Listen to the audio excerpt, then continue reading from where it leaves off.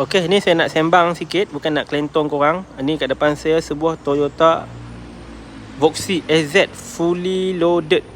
Dia besar, dia ganas, handsome, tak menunjuk, tapi sangat praktikal gila.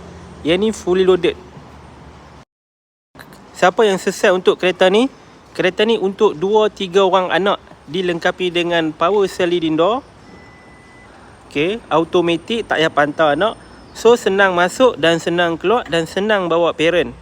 So kereta ni sesuai untuk daily harian, pergi kerja pagi, tengah hari ambil hantar anak sekolah, nak jalan jauh travel pun senang. So okey, untuk pengetahuan korang, kereta ni sudah dilengkapi dengan power boot. So korang tak perlu risau, korang just tekan dekat sini, just tekan sekali dan terus akan naik.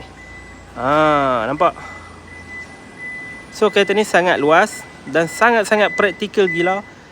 Seat dia ni kita boleh bawa turun macam ni, dan kita boleh angkat.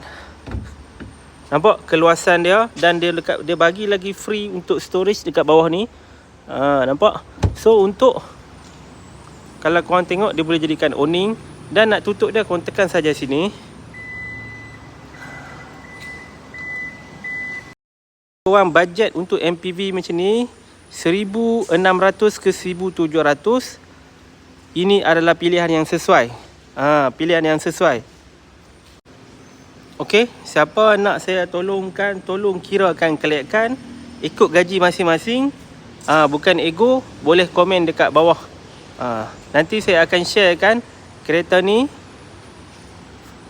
apa yang ada pada fully loaded nanti.